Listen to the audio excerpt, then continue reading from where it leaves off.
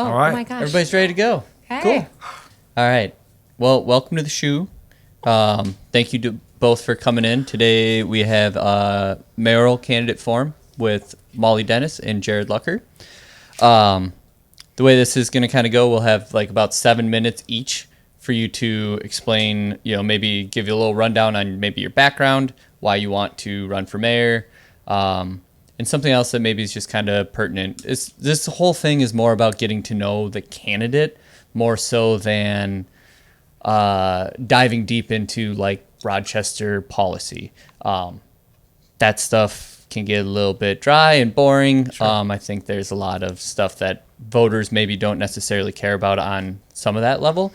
Of course, they care to down the road, but you want to like your mayor, right? So we want to have a little bit of a get to know you type of thing. So awesome. That's what those first 7 minutes for.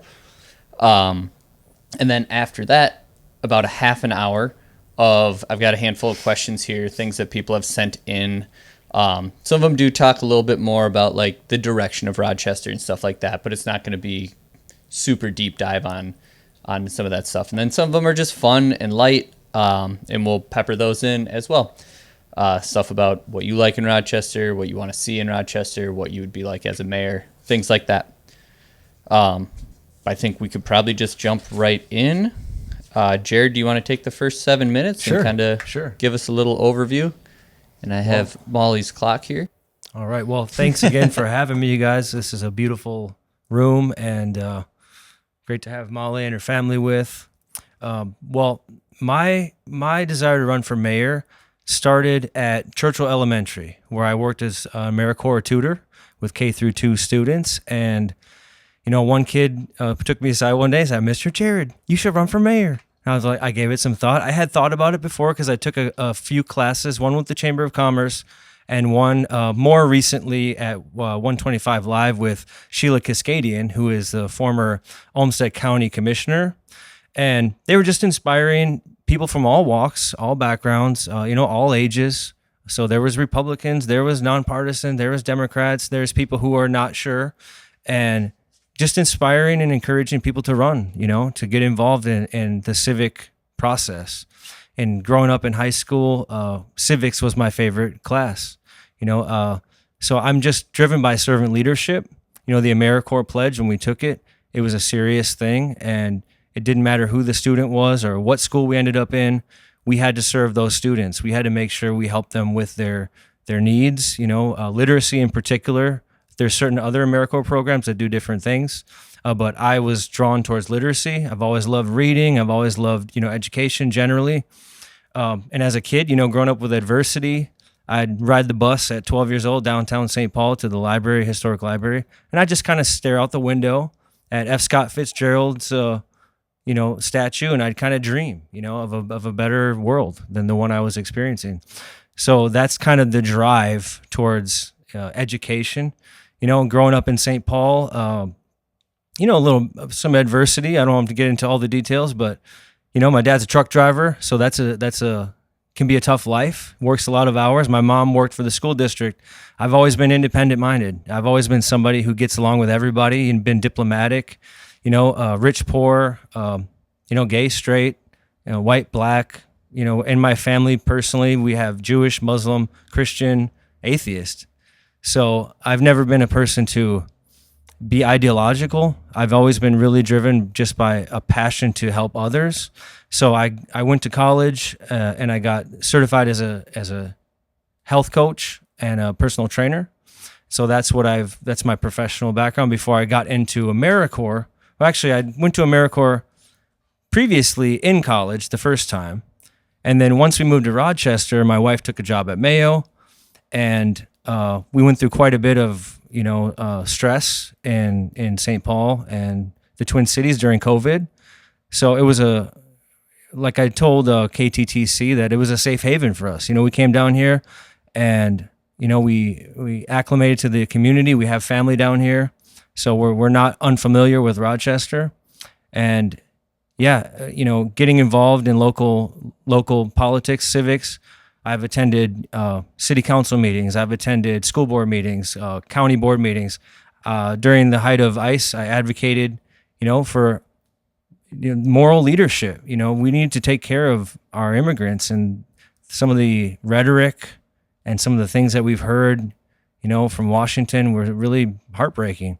And my students, Somali students, Hispanic students, on the edge, whether that's poverty, whether that's housing instability, food insecurity. So I felt the need to speak in front of the council. And then Churchill, they're going through some changes that I don't agree with. So I went and spoke about that, spoke my conscience to the school board. And then with the Olmsted County Board, when I spoke, it was to advocate for Any Path Home, which is a homelessness initiative that was ultimately passed, which I'm grateful for. People like The Landing, the charity services, the warming house across the street from City Hall. They do amazing, incredible work. We were just at an event, the Lace Up for Hope 5K, and we did the dunk tank, but it was all to support The Landing and, the work they do with homelessness. So just my personal experience, having seen that side of life, and I've also college educated. I've also had success. Been with my wife for 24 years, married for 11, and I just want to take that experience and that passion and that civic mindedness that I've always had and that I developed in AmeriCorps and apply it towards local politics. I think the mayoral role in this city, as not a top-down executive, as a weak mayor system with a strong council, the mayor has to be an advocate. They have to be energized to be the voice of the people. They appoint boards, they oversee the police department, they have veto power.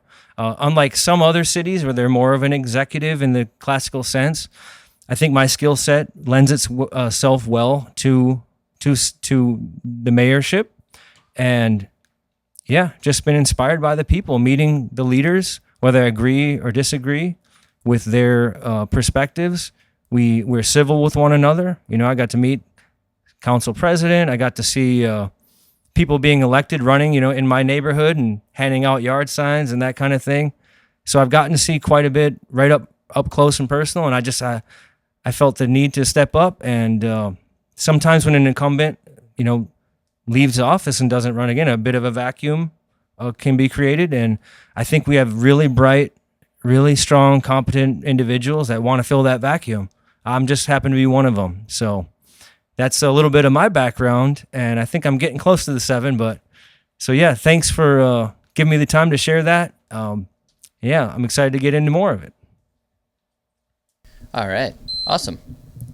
Thank you, Jerrod. Yeah, that's thank you. super insightful. Appreciate that. Molly, we're gonna go with the same thing. You got 7 minutes.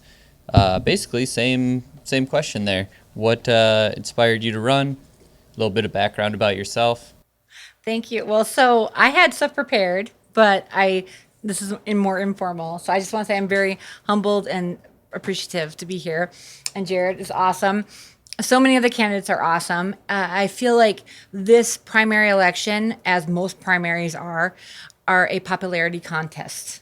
And so we don't really dive into issues until after the primary when you get to 2-on-2. So when we look at the primary, we look at, well, who knows who's the most, who has the biggest campaign team, who can get the word out to people. And I know that I'm on the underdog situation. I do have probably, disputably the most experience of any of the candidates because of my work on city council. But I do I've had a smear campaign, an orchestrated smear campaign against me after I whistle blew corruption. So I know I have a lot of catching up to do. And I'm running just to get the truth out. I think transparency is not just a word, a platitude, but it's something that we really need to do in our city to make sure that we have the and my kids are right here in front of me, so I'm a little distracted. Love you all, but sorry. But I have a vested interest in the city with my kids here. We have a vested interest for all kids in our city to make sure that we have transparency, real, authentic communication, public engagement. And sorry, I'm very easily distractible with my kids right here. But it's something that we need to make sure that when we look at who's going to be the next mayor, it's what information is getting back to the people, and that is controlled by the people who control the information.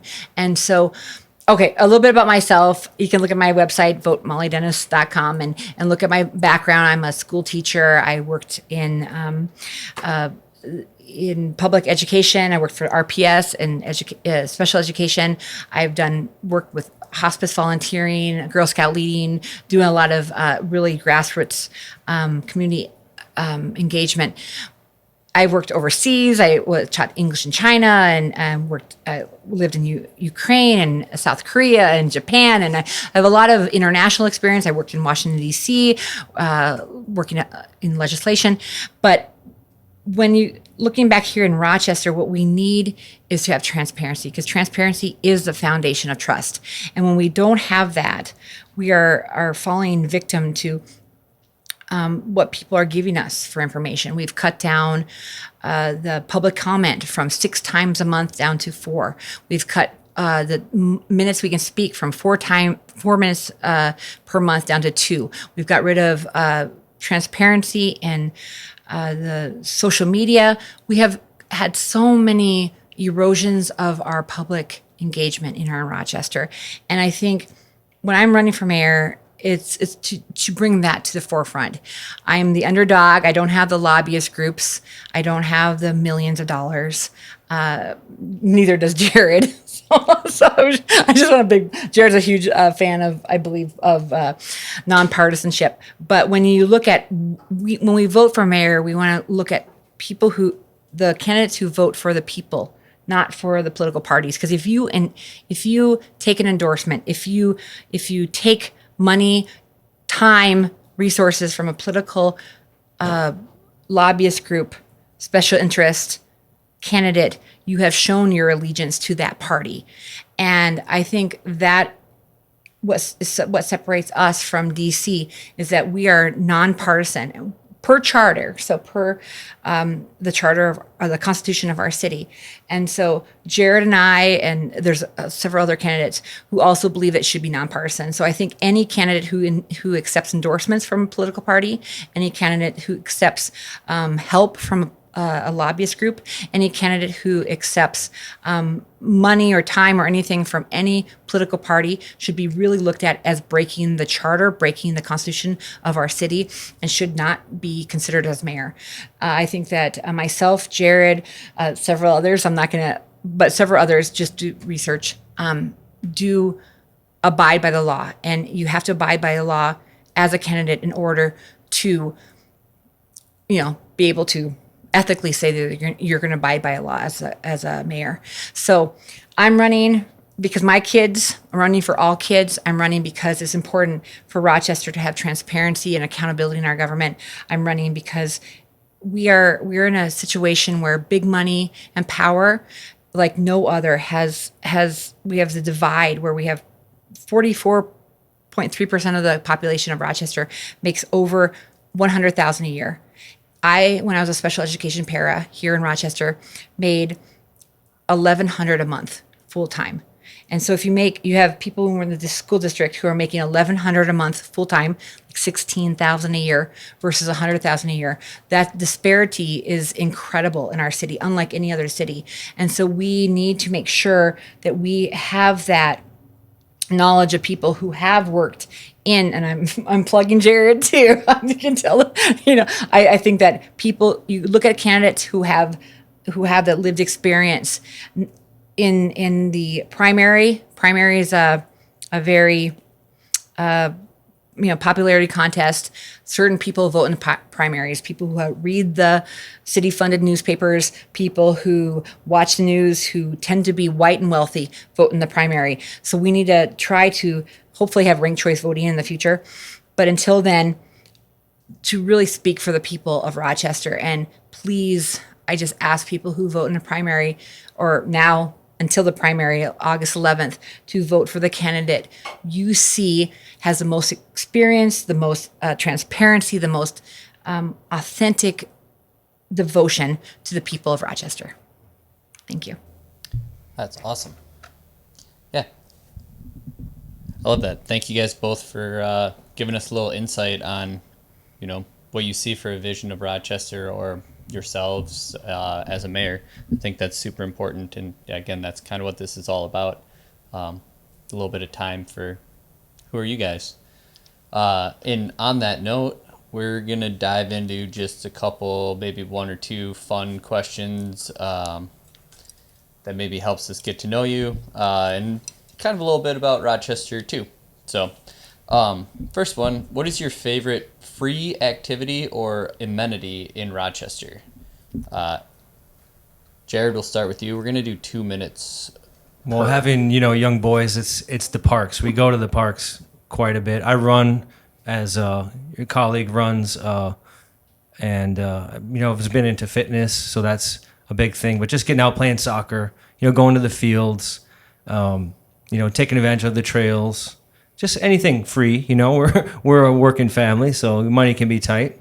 But just in general, I just love the beauty of the city and the people, being out and meeting people, chatting, going to the farmers market,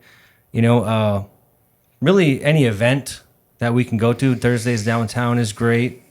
We go to the library often. That's one of our favorite spots. My sons always ask, can we go to the Galleria? So we'll park at the library, we'll walk through the skyways, we'll explore. And they're like, the subway, let's go find the subway. And we got down there, there's no subway. It's just called the subway. And my wife was like, yeah, when I first worked at Mayo, I thought there was a subway too. So yeah, just fun stuff like that, kind of exploring, getting lost, and, places obviously too that, we left going to Machine Shed. We left video games, and we don't always buy something, but we bought quite a bit. We like Xbox 360. We've been fixing them up and refurbishing them for fun.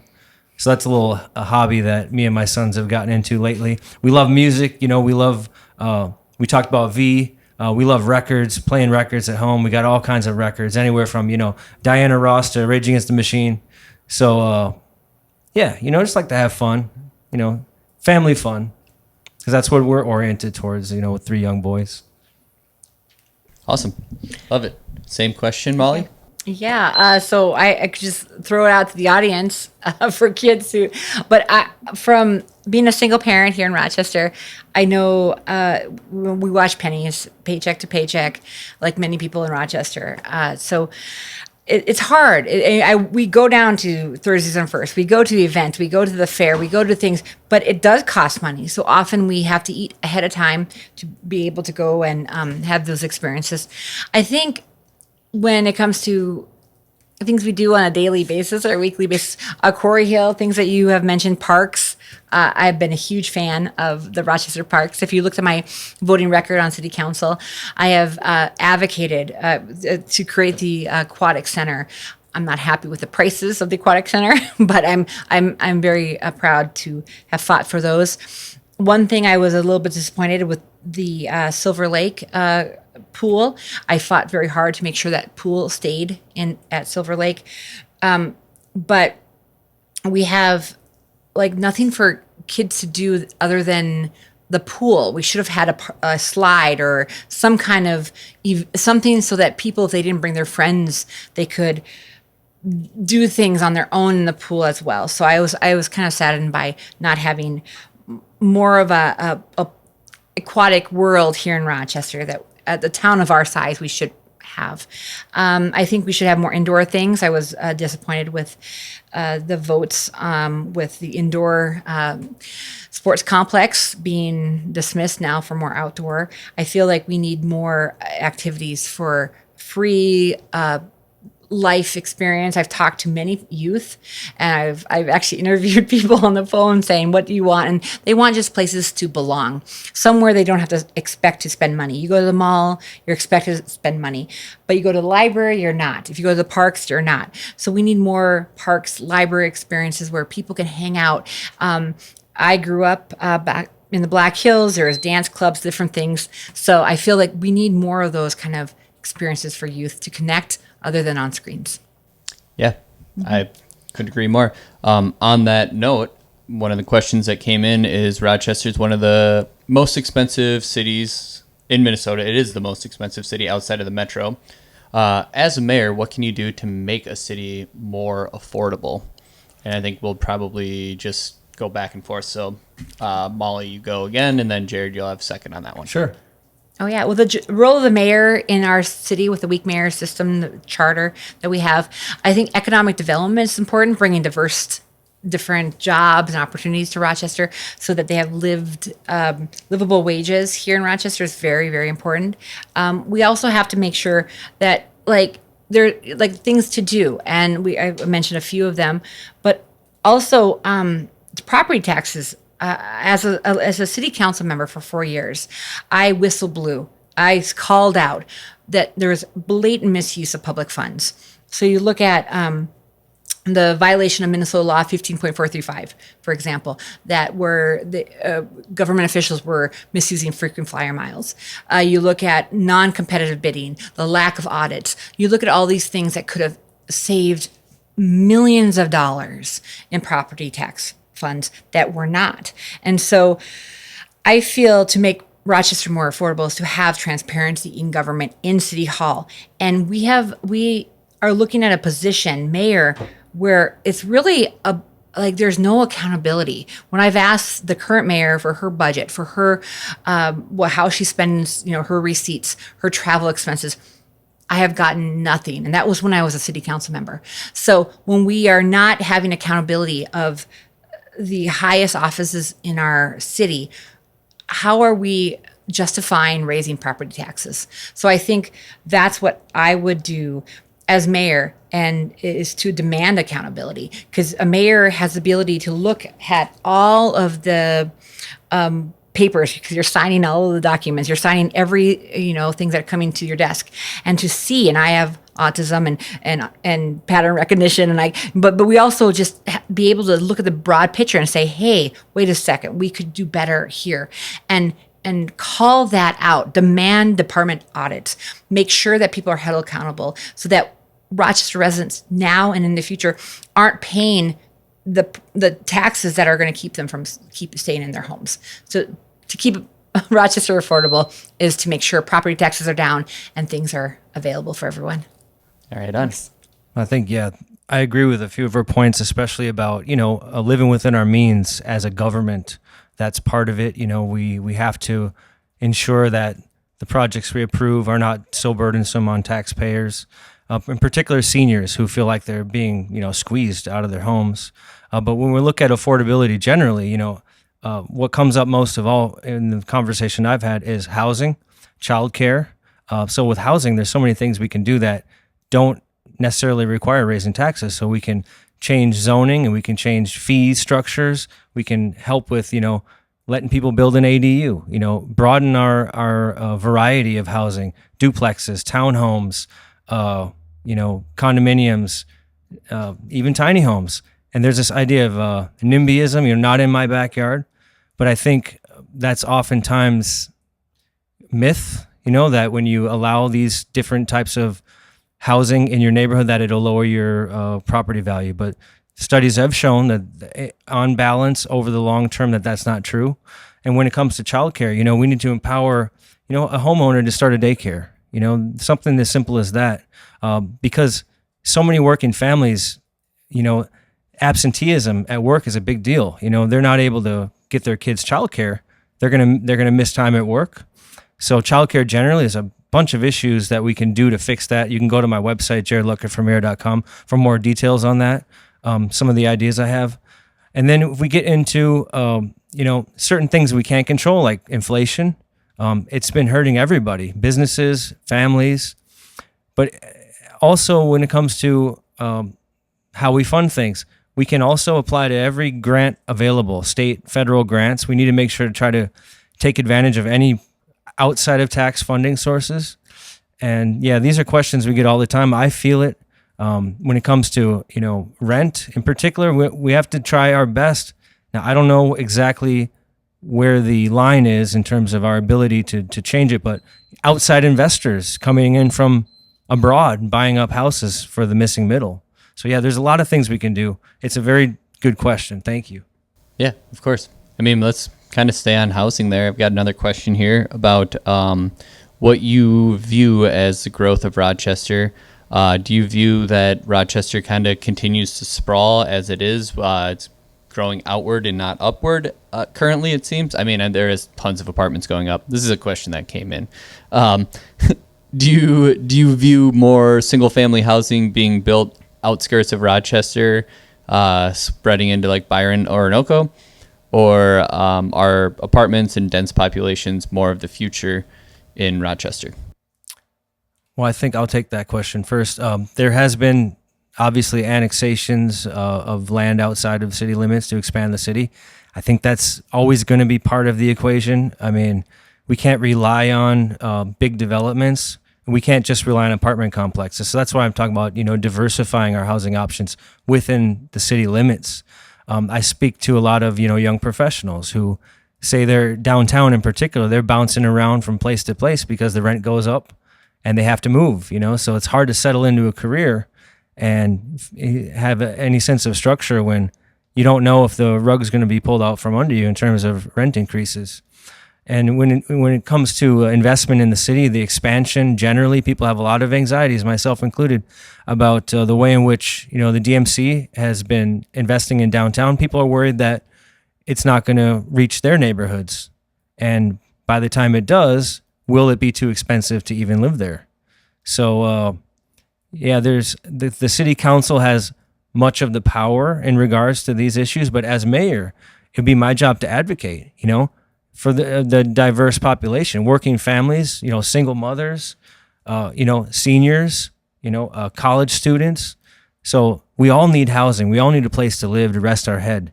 And I think it's unconscionable in the long term if we live in a city that doesn't fight their hardest to care for the needs of everyday people. I think we can balance business investment. We can balance, bigger developments on the outskirts with a focus on, the urban core. Lower Town in particular has been going through a lot of challenges, and Benjamin Zastro has been great on, sharing that struggle. And he's been a great advocate on Lower Town's behalf. So I'm very grateful for the information I've learned from him. So yeah, just coming together as a city, as a people, and getting to the root causes. We don't always have all the answers, but I think we're bright enough. We put our minds together. We can solve this issue. Other cities have done it. And, we're not the first to go through a bit of a sprawl. And I want to keep the character of Rochester, what I love and what I've known when I would come visit family down here for years before I moved here. It's just a great place to raise a family, great schools. And yeah, we have to keep that cost of living in check. Absolutely. Particularly for housing. Yeah. Could you repeat the question? Yeah, Because I totally absolutely. loved everything I was listening to, but I didn't want it. Yeah. It was kind of on you. the view of the sprawl of Rochester, on single family housing, on developments that are spreading out towards like Orinoco, Byron, that type of direction, versus apartments and population density. Oh, yeah. So there's a lot of philosophies on how to increase housing. We need a lot more housing built than what we have. Every month, with almost every single month, I've attended the Housing Alliance meeting, and we have a partnership between, where it's an amazing group of people of Rochester County, all sorts of developers and different topics come together and brainstorm how can we increase housing so that people all have a home. And when we look at that, there is density is a wonderful option, and I'm a supporter of that. I also do think we need mixed use. We need some people have large families. There's a lot of different needs for different types of housing. So when it talks about housing being built and urban sprawl, that is likely going to happen because do people have different needs and different, but we want to make sure we utilize land as much as we can, because there's, wetlands, there's different environmental needs that we need to take into account. So,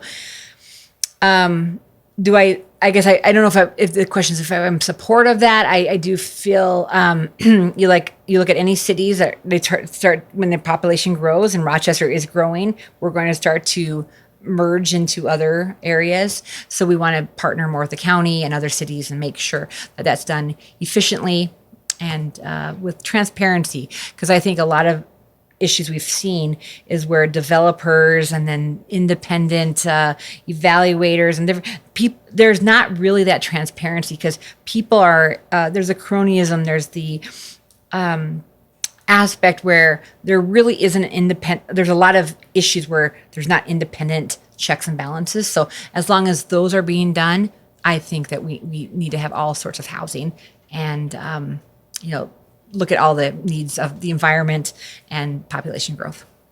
Thank you. Awesome. On the note of development projects, oh, look at that timing wise. Well done. What do you think a reasonable next use for Mayo Field might be, or that property? Could be anything.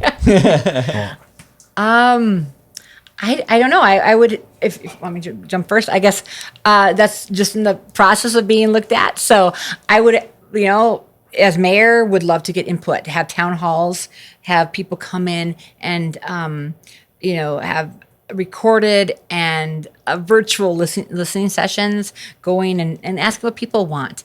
I think as mayor and as when I was a former city council member, that was the largest priority of mine is to hear what people want to do and make sure that is a huge priority. So I guess I don't know. I love going to games. I love my kids. My 2 kids play baseball. I think it's the voice of the people. It's our city and our community, and so I think we need to have a huge voice in that, and also have competitive bidding. I'm not happy with how one entity is taking control right now, and so I hope that in the future that the city council will not put that as the deciding factor. And what's being done is who did the research, who did the groundwork, but actually take in competitive bidding and make it, make sure that everyone has a voice so that we can have the best bids, the best use of land, and the voice of the people amplified. So, yeah. I think, given the neighborhood and the existing lot, the character of the neighborhood, housing would be the obvious choice, considering that it's one of our most dire needs. Now, how that plays out is yet to be seen. I agree with Molly that we need public feedback and input before we decide, too quickly. Now, in terms of the stadium itself, I've heard a lot of, critiques that perhaps it could have been maintained, better earlier, and maybe it wouldn't have been torn down. I know they're talking about a development for a new stadium, which would be mostly private funded at the old power plant. But yeah, I think I agree with Molly and mostly because, if you just drive down Center Street, there's housing all over. It's a residential area. Obviously there's businesses too, but I would like to see housing, and I want to make sure that how are we defining, affordable? There's a lot of projects in the works that are for affordable housing, and it's yet to be seen exactly what the costs will break down to be. They happen so often where, you have a certain contingency and it exceeds it. So that's where the transparency comes in. That's where the competitive bidding comes in. And that's where public feedback, more than just a survey. We have to get out in the neighborhoods, canvassing, I really think, going door to door, and asking people what do they believe is the best use of that space. And I think we'll probably lean to housing is my guess. But we just have to make sure its best use is considering all the people in the neighborhood and the needs of the community. I love it. I always thought that'd be a sweet drive-in movie theater. You already kind of have the shape. No, it'd be cool. You do that in the intro. And there's a lot of creative ideas, there's a lot of creative people too. I'm no architect and no engineer, so I would absolutely have to lean on the experts in that field. For sure. No. Yeah. On that note of development, what is one project that is, currently going on or being talked about that you would accelerate, and one that you might want to slow down and have people rethink? And maybe we'll do 3 minutes on this one since it's kind of a 2-parter. 3 minutes better? I'll take this first. Yeah. The obvious, the sports complex. Obviously it's the breaking ground, and it's happening in terms of what's been approved. But we also need that indoor facility, which was promised. Now the current cost projections of around 60 million is just untenable. So there has to be a solution. I was disappointed that we couldn't come up with a deal with RCTC with the dome. I remember living in West St. Paul. There was a dome. We'd go and we visit, and the public can access it. And it was great indoor recreation year round. You can kick soccer ball around, throw a football, throw a frisbee, and it wasn't too burdensome. I mean, so that's something the city desperately needs, is that indoor recreation. And I see the project going up on 4th Street, the apartment they're putting in. I like that idea. I think, I lived right there on 4th Street, so I'd run up 4th Street, and you'd see these vacant buildings, you'd see the vacant business, and wonder, well, what can we do about that? And apartments are not a bad thing. It's a matter of, holding accountable, landlords, and make sure they keep it maintenance, and, we don't make the cost too onerous right at the beginning. So it is, when it's deemed affordable, that it needs to be affordable, and we need to define that closer to, federal guidelines of poverty, as opposed to kind of the idea that, most people are making 70, 80,000.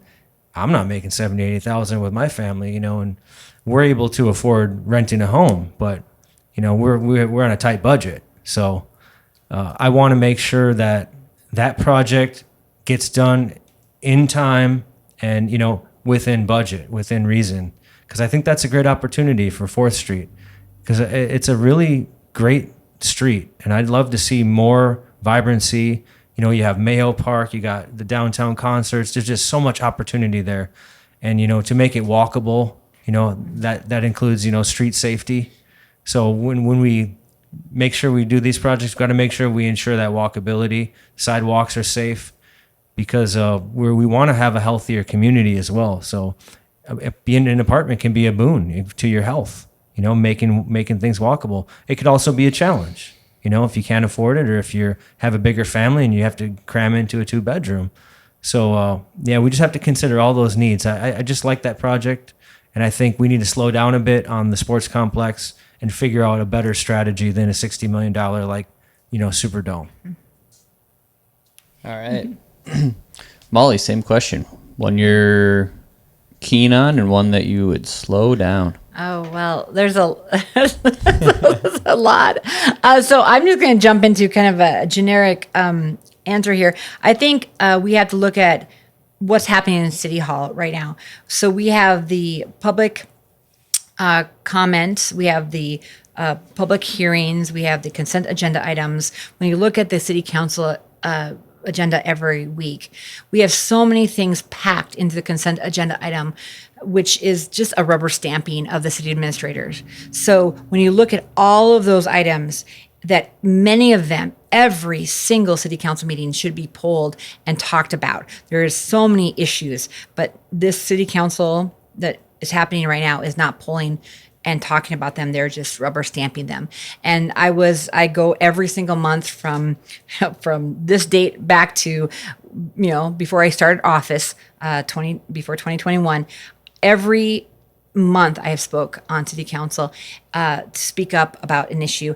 And there's one, the preserves on Mayo, that with the stone barn, the stone fence world, that should be reevaluated for sure. I think there's some conflict of interest when it comes to how, who's being employed by who and who's connected to who. So there's situations like that.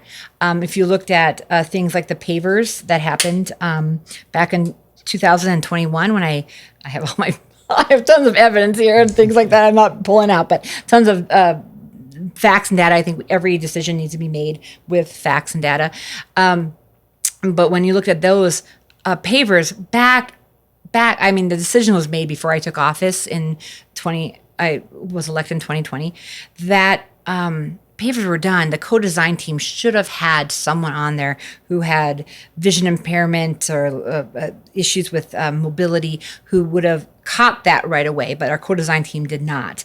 And as I walked across the street and I said, this is a liability. These pavers are, back in 2021, when they were laying them down, there is documents of me saying, we need to stop this.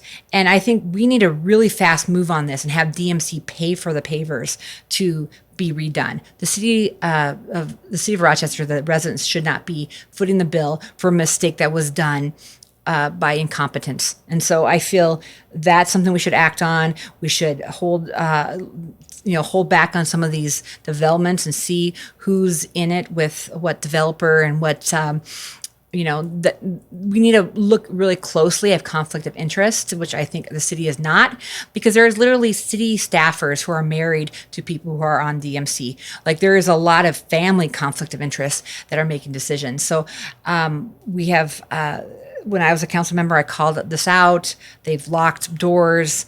City council members aren't allowed to go up onto the city council floor, which is the second floor of City Hall.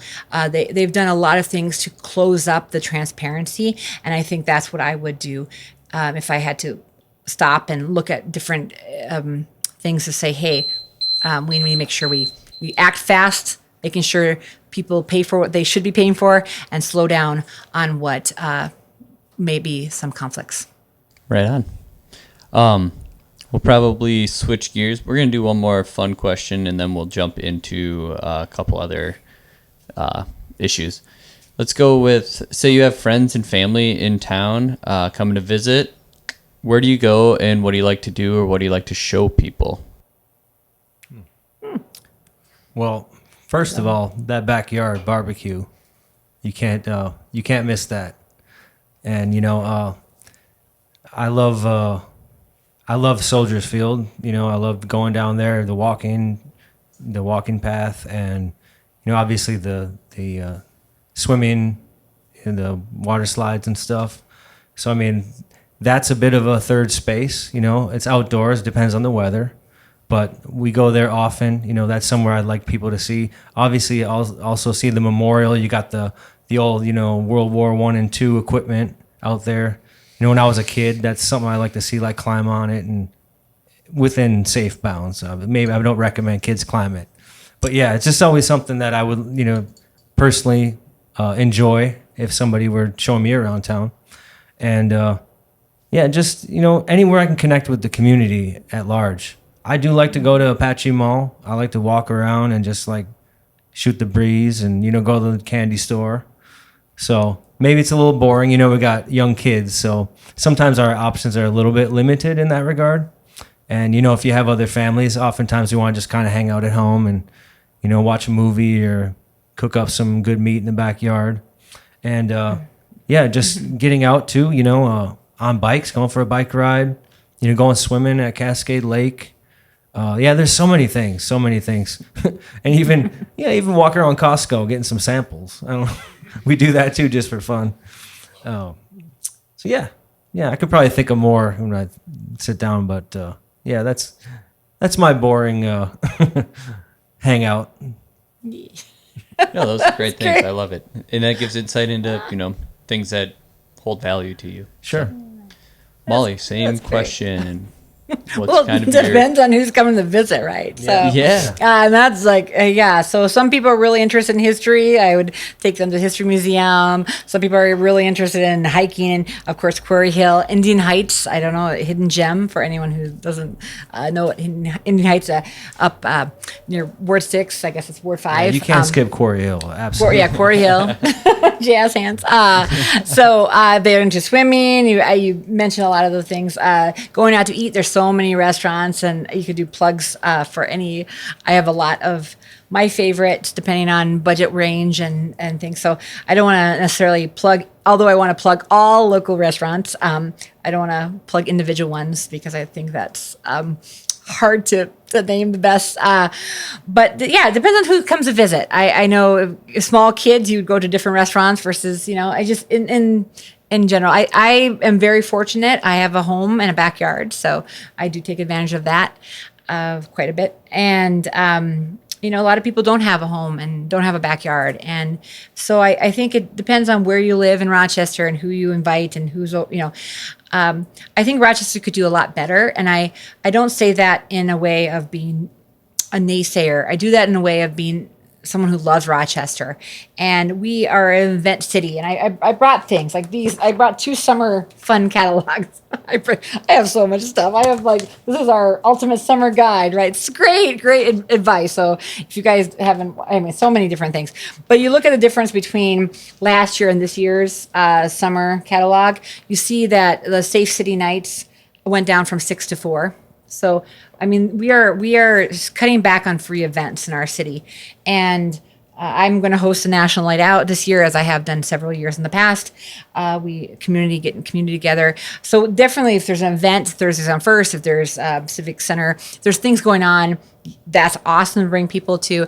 But I think we should have more things, free things besides libraries and parks that are able for people who are paycheck to paycheck struggling, for their, not just young kids, but I have 3 teens who will be able to have fun and not just, go to the fair once a year or go stick on their phones all the time. So I do think we need more things, but I am very appreciative of the things we have. I just don't want to be an isolated city. I want us to be a destination city, not an event city.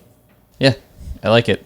On that note, what does it mean to have a safe city outside of just like crime statistics? What do you view as a safe city, and how would Rochester work to become a safe city?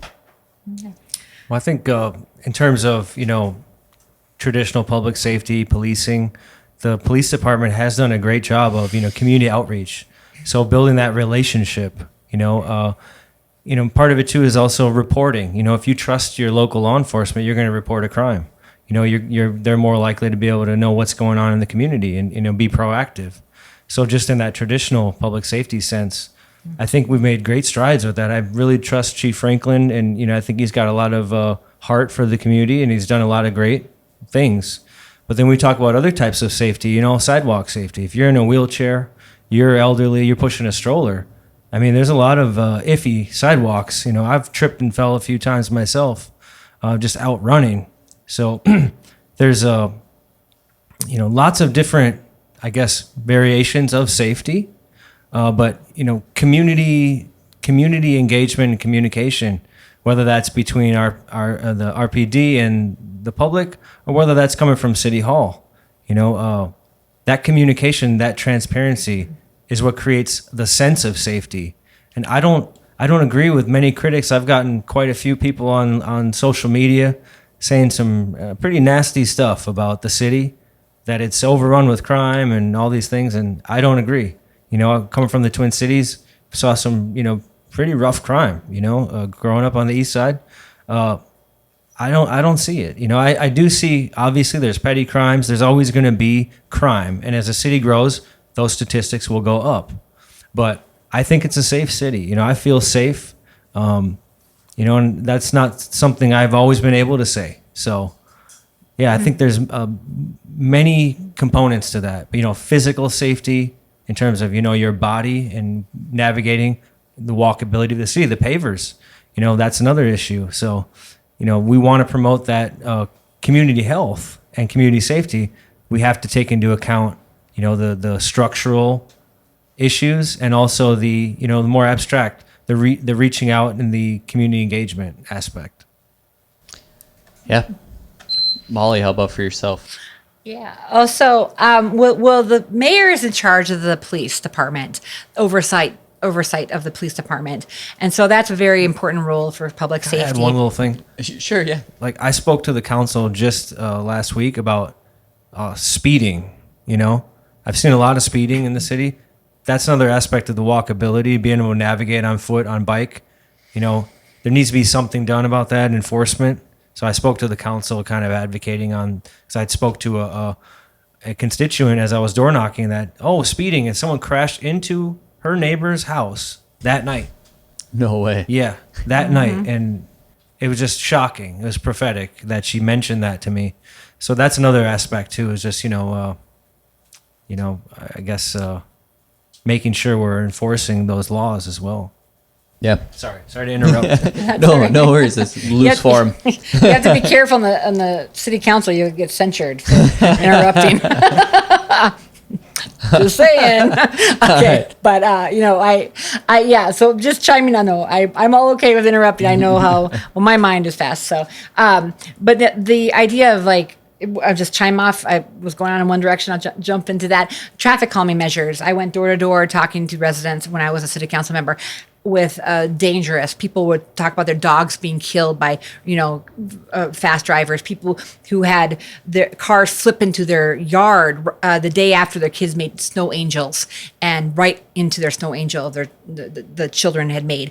I mean, speed is a huge issue in Rochester. So I'm 100% for slowing down and trying to see avenues to make sure that's safer. So that's a huge issue. The way I was going in with the police department, I shadowed the police department. I rode on their ride along for over 5 hours with an officer.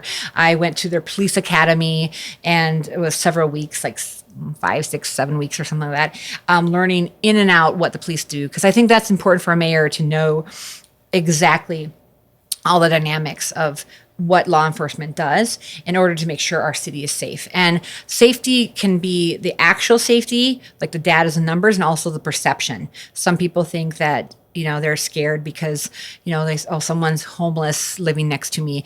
That is a perception of safety. And that's legitimate, right? People need to feel safe. I'm a big supporter of people experiencing homelessness and finding them places, but we also have to help the whole population realize that how we're all in this together, right?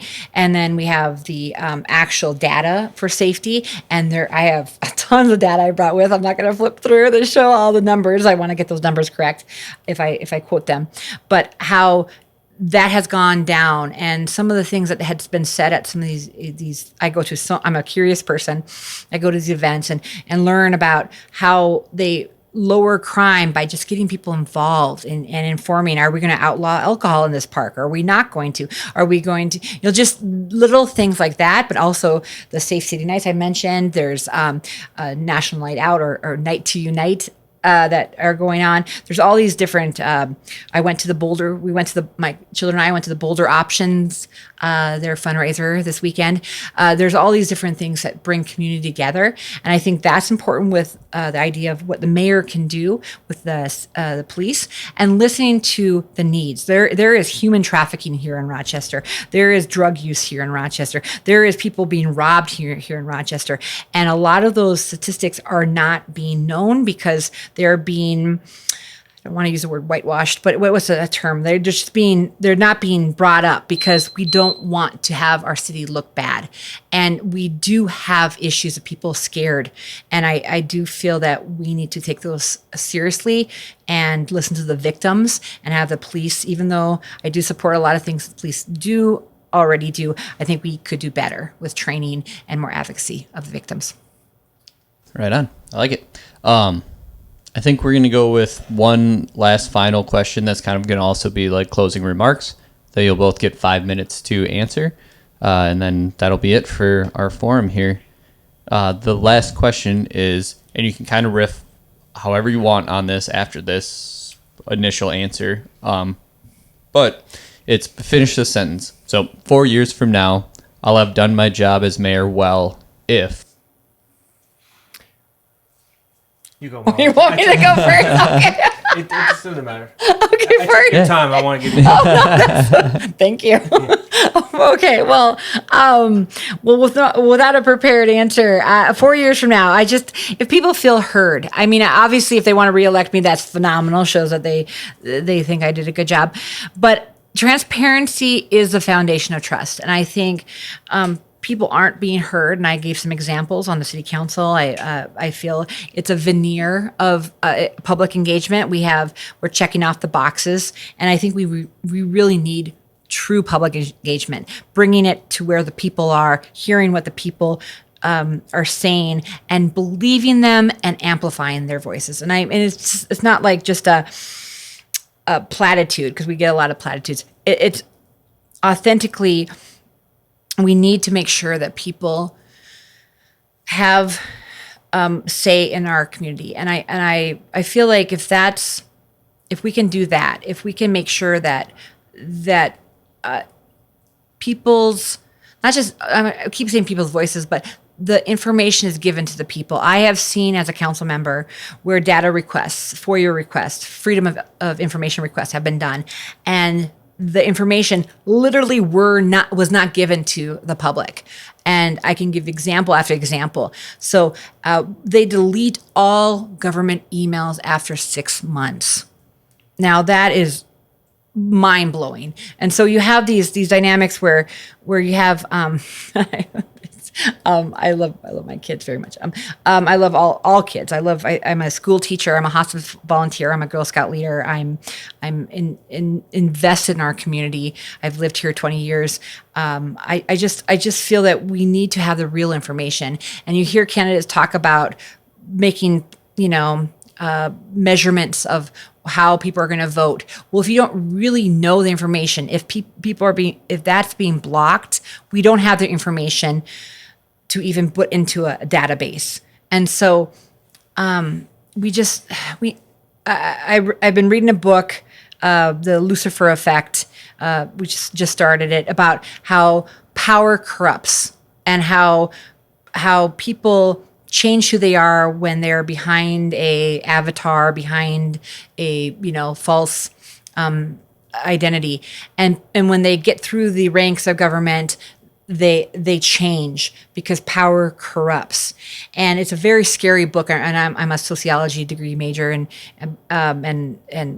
so I'm drawn toward this kind of thoughts of how can we make sure that whoever comes into office is truly going to continue to speak for the voice of the people. And if you look at my voting record, I was a council member for 4 years, and who I was before I was and who I am now, I continue to speak the voice of the people. And you see some other people who they change who they are depending on their audience. And we don't need chameleons. We don't need rubber stampers. We don't need people who are abusing power. And we have all of those in office right now. And I have seen that as a council member, and it scares me.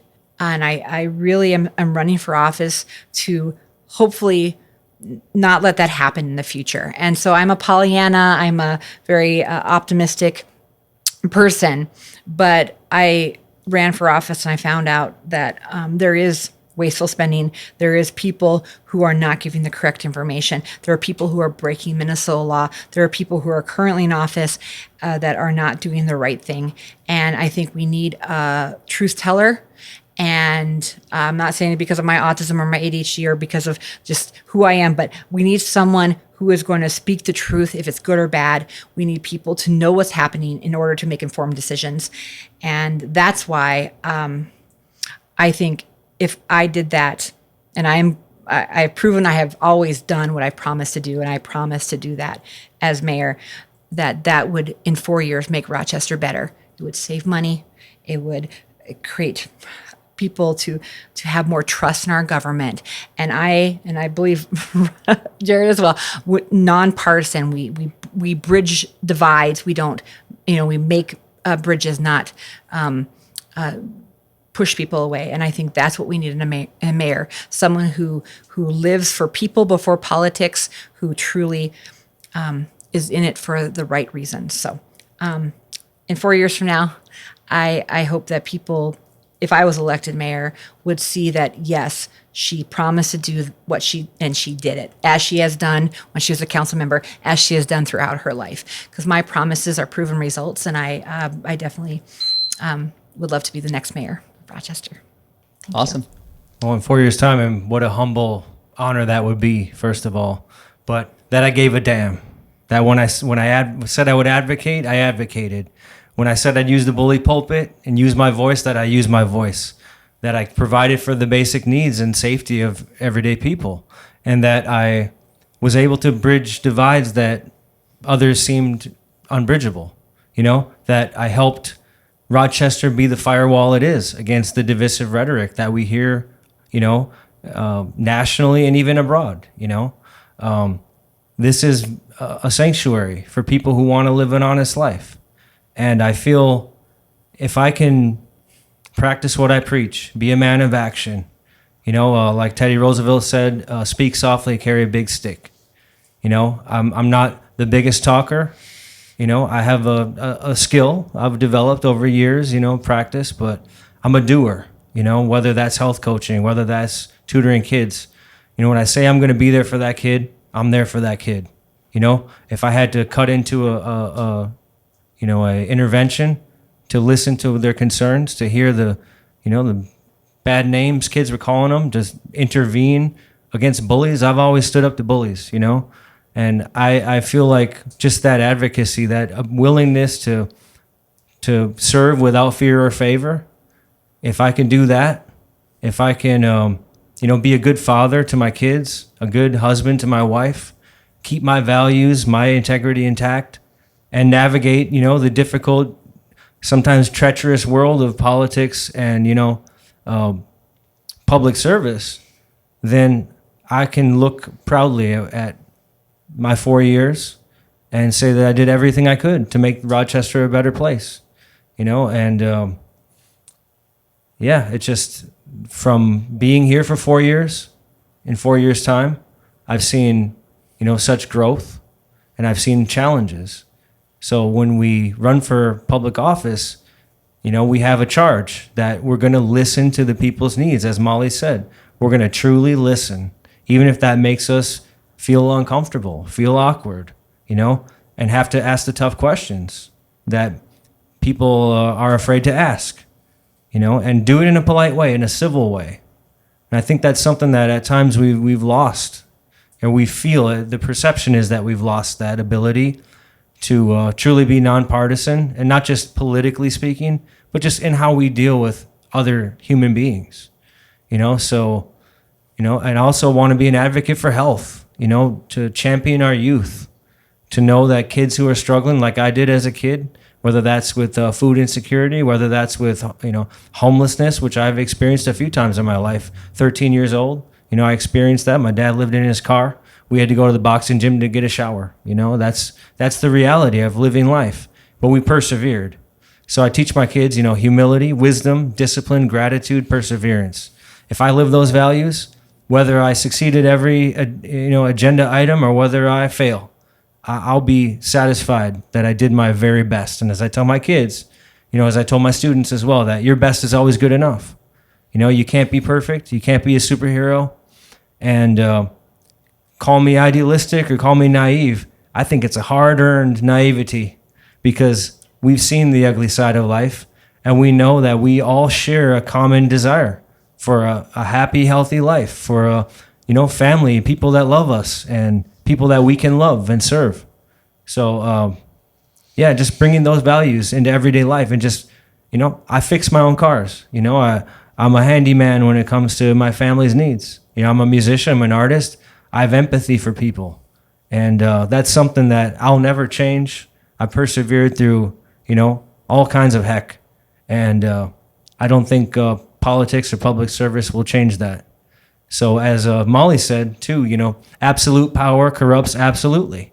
I don't want absolute power, and that's the beauty of this charter, that the mayor does not have absolute power as an executive, is not a dictator, and has to work with the council, has to get along with people that they may not see eye to eye with, and has to be able to be creative and, be willing to bridge divides, even if they have to stick their neck out, even if I have to represent choices the city makes and take the flack. That's something that I have to do and I'm willing to do, because the buck stops with the chief executive, and that's the mayor, whether the charter is a weak system or not. The perception is, and the reality is, that they're the face of the government. So, holding people accountable as well, but also not being harsh and punitive. We have to have a balance. If I try to help people with health coaching, I'm not going to say, hey, you're terribly out of shape, and why don't you just run more? You know, you got to be able to listen. You got to be able to empathize, and you have to provide data. You have to have evidence for your beliefs. So if I have an agenda item I want to, advocate for, I'm gonna bring the data. I'm gonna do my research. Before I can, put my name on something, I want to make sure that in 4 years' time, people remember me as somebody who always tried his best to practice what he preached. I like it. All right, last fun one, because you said you can't be a superhero. If you could be a superhero, what one would you be? Batman. Of course. Batman. I like it. No superpowers, and I'm not a billionaire. But he's a martial artist. He's a kind of like a dark, brooding guy, and he obviously cares to put his body on the line. Which Batman though? Is it Michael Keaton Batman? Is it Christopher Nolan Batman? Lego. Yeah. Lego Batman. Molly, how about yourself? I'm all about the Lego Batman. But I have Lego fans. So absolutely Wonder Woman, because she has a lasso of truth, right? Oh man, I would like to lasso some people. I mean, there's a lot of political people. I would love to hear their absolute truth. But that is what, you go under oath for. So, but no, I would, be the Wonder Woman, because it's, I think we need more strong women in leadership. I think that we need more truth tellers and more people just fighting for justice. So, love it. Yeah. Well, thank you both for coming in. This is going to obviously be on YouTube, so we'll send that out to you guys here probably in the next day or two. Thank you. Thank you so much. course. This has been wonderful. Thank you guys. Yeah, that was Awesome. So that's like good. one went super smooth.